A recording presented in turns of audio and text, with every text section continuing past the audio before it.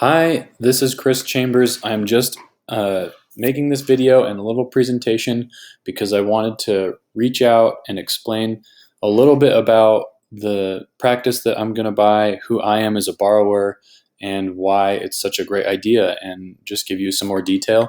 And I thought it might help things just so we can be on the same page. So I'll send a couple of things over. One is I'll send this acquisition plan, and this is more of the written form of what I'm going to talk about right now.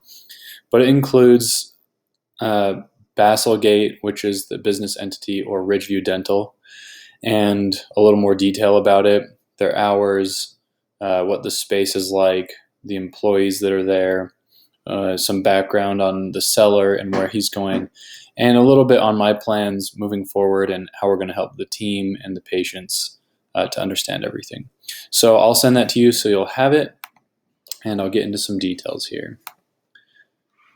So Ridgeview Dental is what we're talking about, and I have been out for 16 months since graduating dental school, working as an associate.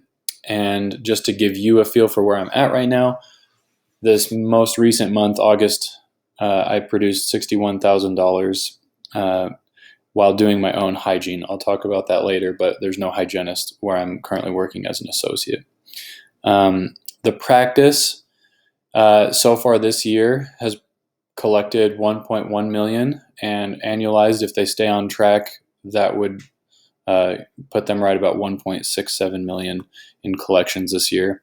And the profit margin is 21%, which is very strong. And I'll talk more about the practice and why it's such a valuable purchase to make and a valuable investment to make. And of course, probably the biggest question is, how will I be able to pull this off, and why it's going to stay as good as it is, if not improve. And my goal is to actually improve it and grow it from here. But just briefly, the seller is planning on staying on and working as an associate. The hours of operation can expand from where it is to do a little bit more. And the real estate around it is available for expansion as well. And I feel really excited about all of this going forward. So a little bit more on me. Like I mentioned, this year so far, just according to the practice software, in total fees, I've done $700,000 this year.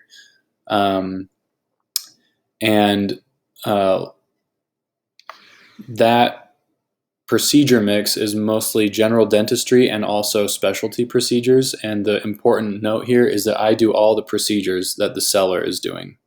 I was careful to make sure that we were lined up in that way. And the seller has been my clinical mentor and friend the whole time I've been out of school, and even before that, actually.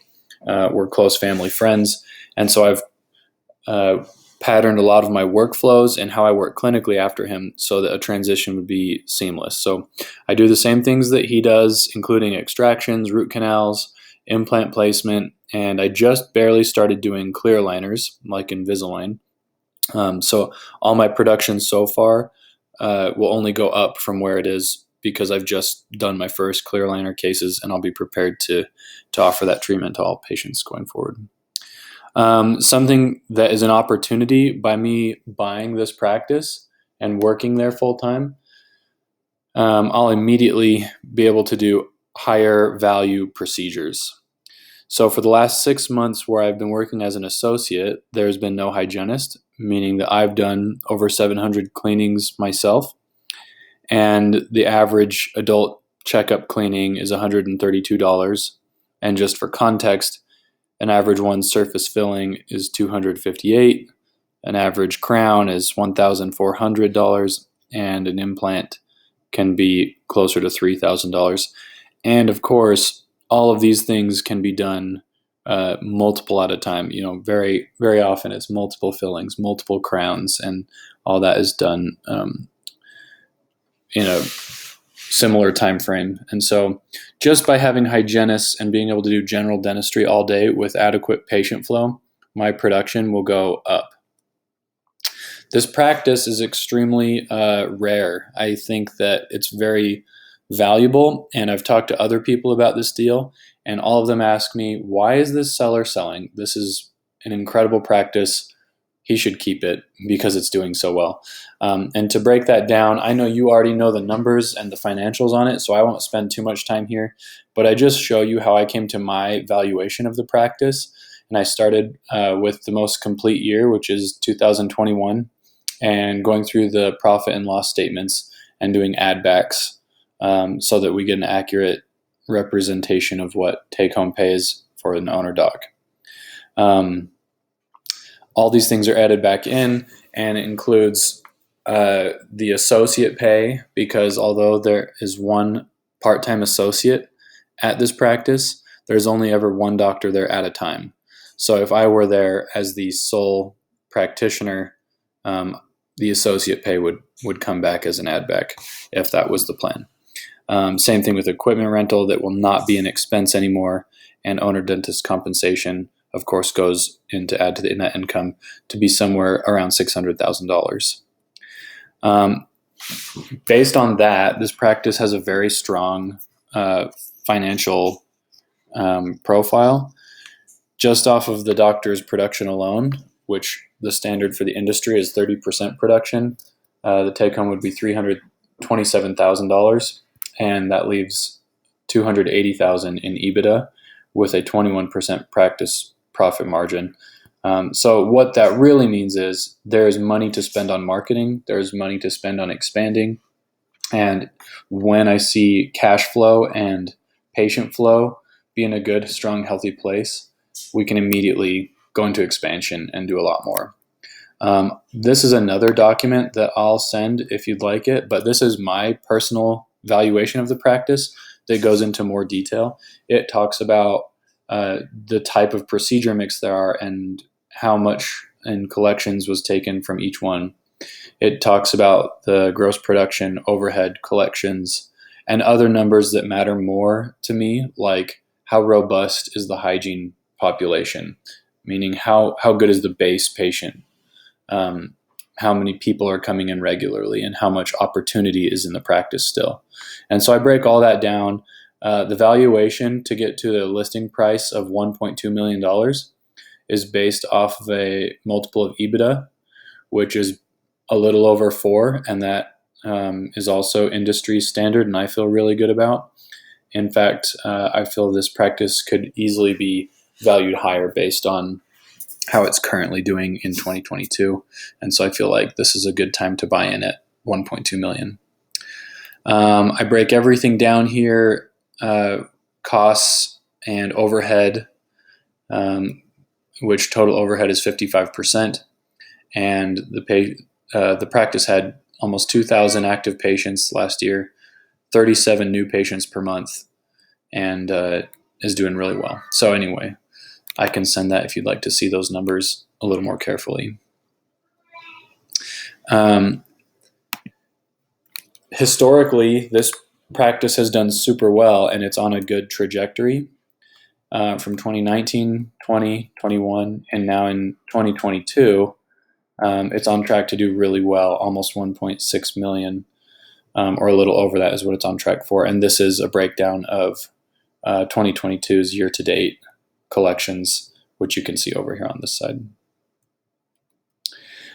So what this looks like is over the last 4 years, there's been steady upward progress, which is a really good sign, and a sign that this is not a one-hit wonder, and it's not a practice that's just the towel's not being wrung, so to speak. In other words, the owner is not just trying to get as much money as he can out of every patient, but he's building a bigger, more robust business here. So some things to point out is that there was growth in 2020 despite the pandemic. In general, the seller does not have very many doctor days. He takes a lot of time off, and so that's also opportunity and something that's a good sign for me.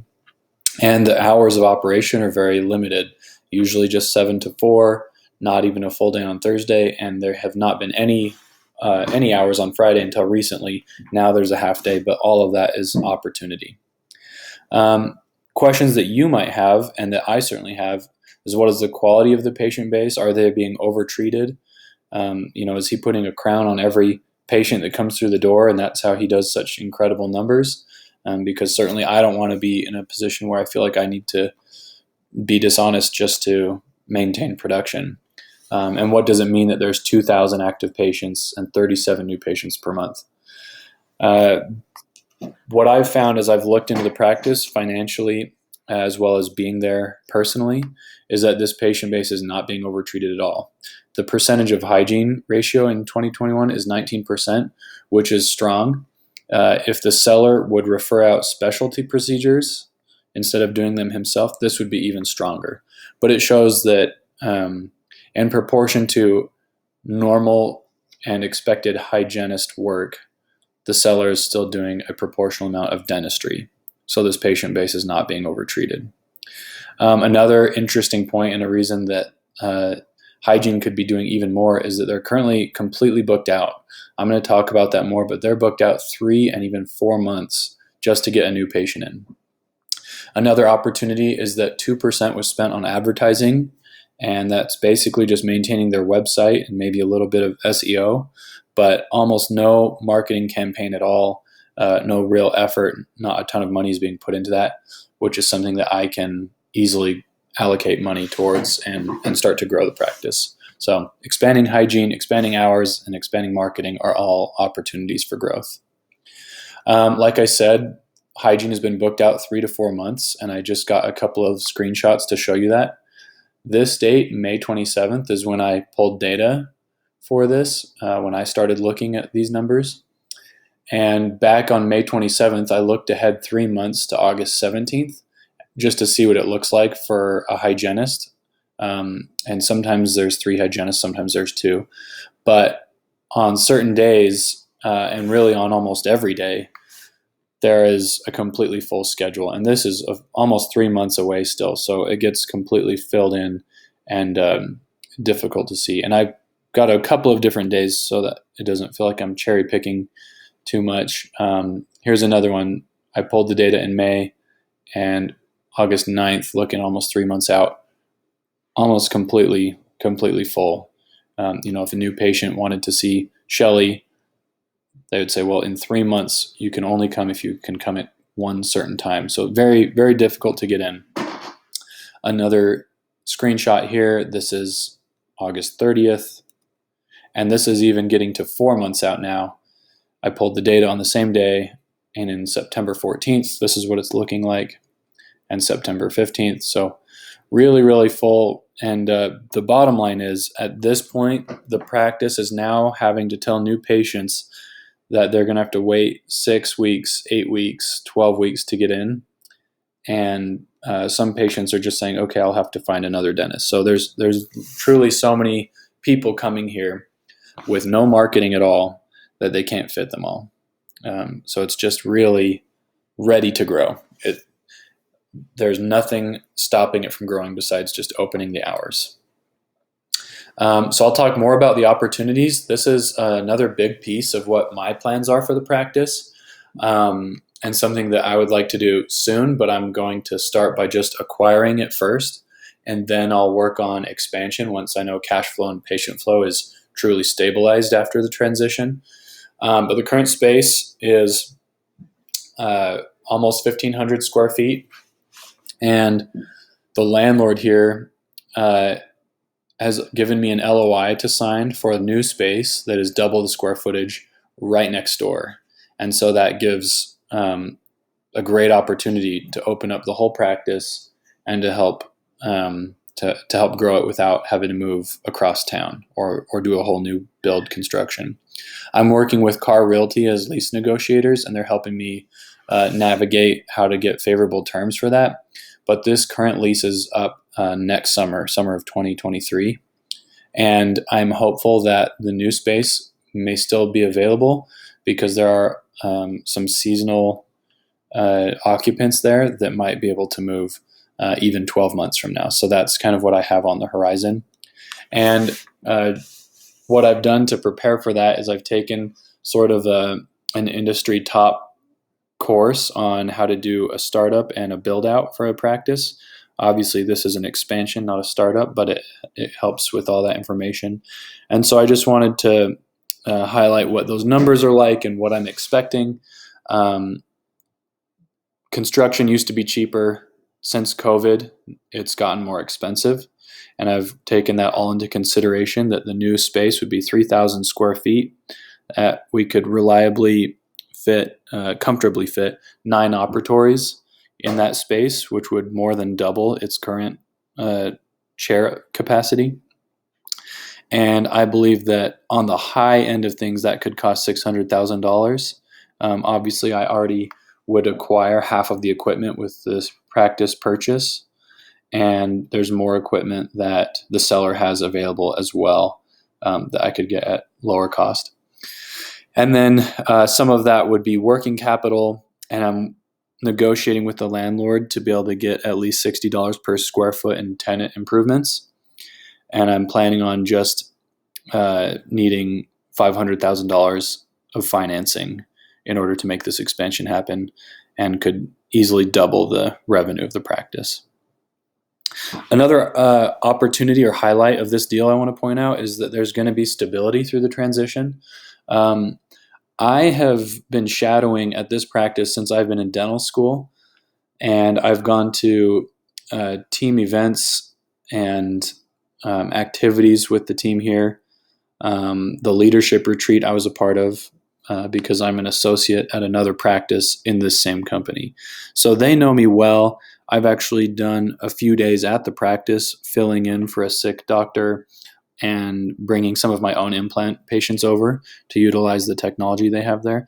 So the team knows me. I've worked with them, and it's a really comfortable and easy transition for me to make.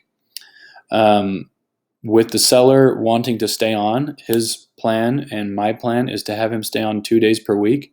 That's really good because we keep his experience and expertise and his speed, and also the goodwill.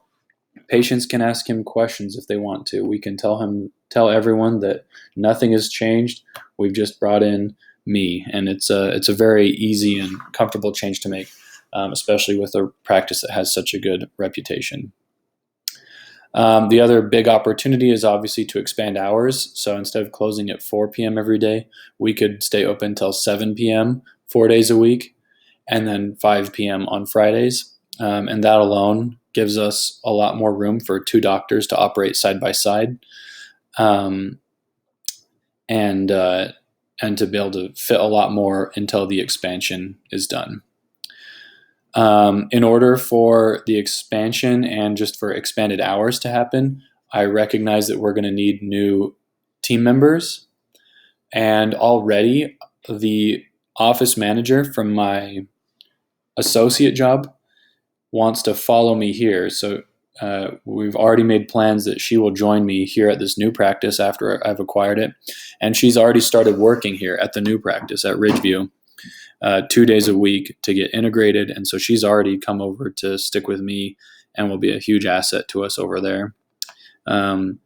So that means that we would only need to hire 1 more hygienist and 1 more assistant, and we can immediately expand hours, which is very doable.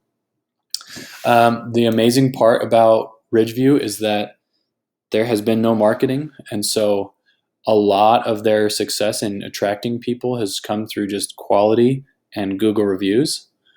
And that's a huge opportunity to go from 37 new patients per month and hopefully almost double it to 60 new patients per month. I've spoken with a few marketing companies, but my plan is to do both digital and direct mail marketing kind of locally, and then more broadly in the Denver and surrounding areas to do marketing targeted at implant and denture patients, because implant and denture patients often need higher end treatment that brings in more revenue. It's procedures that the seller and I both do, and it's life changing. It's really fun. It's really exciting. It's a good opportunity for us to bring in not just more volume of patients, but also higher revenue patients. So the goal for my first 12 months in ownership here will be to collect $2 million and to stay on that upward trajectory. I want to maintain the overhead. And I recognize that it will probably go up from where it's at a little bit just because of a higher staff costs and the cost of expanding. But if I can maintain a 65% overhead and a $2 million in collections, I think that'd be a good start for my first year. And that would come through a breakdown of hygiene, associate production, and my own. Ridgeview currently has one part-time associate that works a day and a half, and she is wanting to stay, wanting to be part of things long term, and even buy in if she has the opportunity. If I would do that with her, and she's also willing to do some flexible hours to make things work. So that is basically a summary of what is going on and why I'm so excited. I really feel like it's a match made in heaven and that it's an investment worth making. And I'd love to discuss it more with you. Thank you.